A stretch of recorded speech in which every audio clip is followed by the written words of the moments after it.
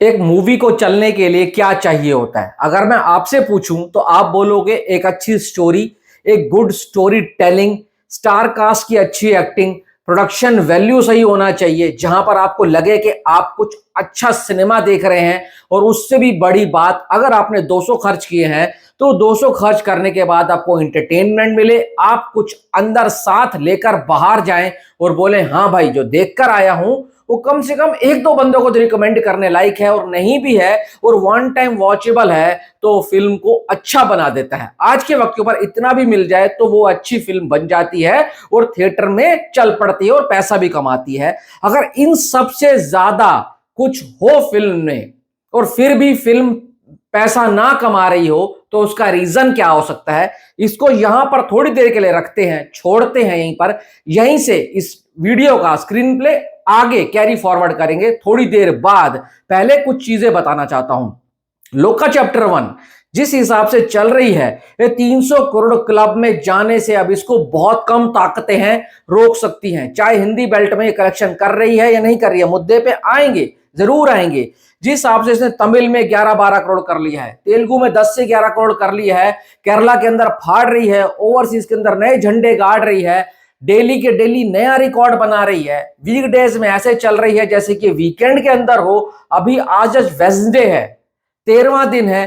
Thursday, Friday, Saturday, Sunday आते आते ये बहुत प्यार से 250 करोड़ में पहुंच जाएगी और 250 करोड़ क्लब में पहुंचते ही ये थोडारम को बीट कर देगी और भाई साहब मंजूमल बॉयज को बीट कर देगी। इसके आगे सिर्फ एक फिल्म रहेगी, L2 इम्पुरान। और इसमें 3 फिल्मों में से ना जो इंडस्ट्री हिट है मलयालम की, इनमें से 2 सुपरस्टार मोहनलाल सर की फिल्में हैं। जैसे कि मंजूमल बॉयज एक स्लीपर हिट हुई थी, उसमें कोई बड़ा स्टार नहीं था, उसमें सिर्फ और सिर्फ एक अच्छी कहानी थी, रूटेड कहानी थी, ग्राउंड से जुड़ी हुई स्क्रीन प्ले था। पब्लिक को वो फिल्म ऐसी पसंद आई कि पहली मलयालम इंडस्ट्री की 200 करोड़ क्लब वाली फिल्म बन गई। उसके बाद तो भाई झड़ी लग गई, इनके पास फिल्में आती गई और पैसा कमाती गई। तो भाई लोका चैप्टर 1 उसी पाथ पे चल पड़ी है और अब ऐसे चल पड़ी है कि भाई ये 300 करोड़ क्लब में जाने वाली पहली फिल्म बन सकती है जो कि मलयालम इंडस्ट्री से आएगी।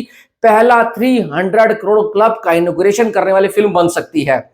ये बहुत जल्दी हो सकता था, ये चीजें और भी जल्दी हो सकती थी अगर हिंदी बेल्ट के अंदर पब्लिक का थोड़ा सा सपोर्ट मिल जाता। अब आप बोलोगे कि सपोर्ट तो मिल रहा है, पर भाई एक बात बताओ, आपके पास शोज नहीं है। पर एक चीज और चल रही है मार्केट के अंदर। अभी मैंने फिल्मी इंडियन का वीडियो देखा, भाई साहब फिल्म को बुरा बोलने पर कॉपीराइट स्ट्राइक दी जा रही है। मैं सपोर्ट करता हूं फिल्मी इंडियन को, दीक्षा शर्मा को, और उससे पहले सूरज कुमार को भी दी थी, क्योंकि फ्रीडम ऑफ स्पीच अगर चली गई, अगर आप सच बोलना बंद कर दोगे तो फिर पब्लिक आपके पास क्यों आएगी? फिर तो भाई साहब कोमल नहाटा, तरण आदर्श या फिर और भी बहुत बड़े बड़े भाई क्रिटिक्स हैं जिनके मुंह में पैसे ठूस दिए जाते हैं और वो खरीद लिया जाता है। 4-4, 5-5 स्टार वो ऐसे ही देकर चले जाते हैं। ये हम आम जनता का चेहरा है। अगर हम आम जनता का चेहरा ही पैसे लेकर भाई साहब कुछ भी बोलने लग जाएंगे तो वो जनता जो हमारे को देखकर भाई मूड बनाती है, कहती है कि हाँ भाई फिल्म देखेंगे, नहीं देखेंगे, तो भाई फिर तो सब कुछ खत्म ही हो जाएगा ना।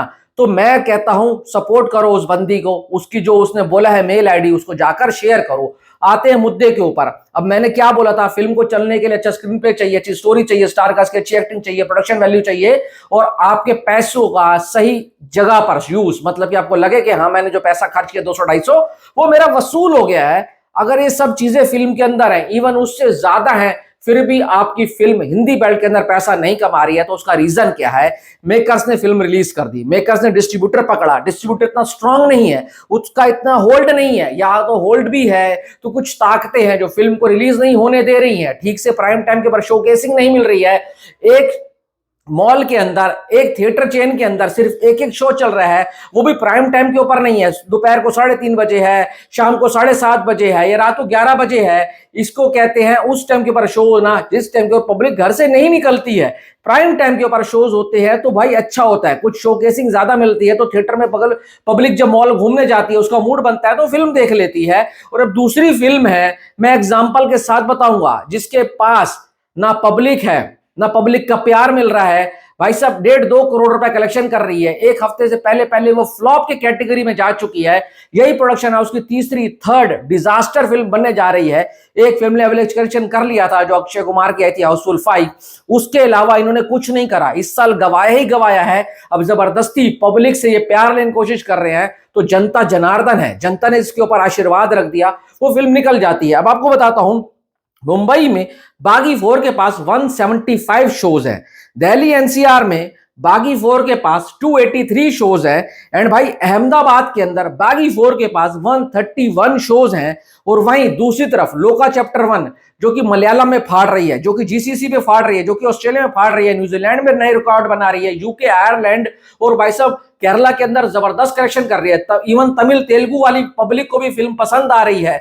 पर सिर्फ एक ऐसी बेल्ट है जहां पर पब्लिक इस फिल्म को देखने नहीं जा पा रही है। रीजन एक है, इसके पास शोज ही नहीं है। हाँ, पहले दिन से और आज के दिन के बाद थोड़े तो शोज बढ़े हैं, पर वो नाम मात्र हैं। मुंबई के अंदर कितने शोज हैं? 26 शोज। वहीं बागी के कितने थे?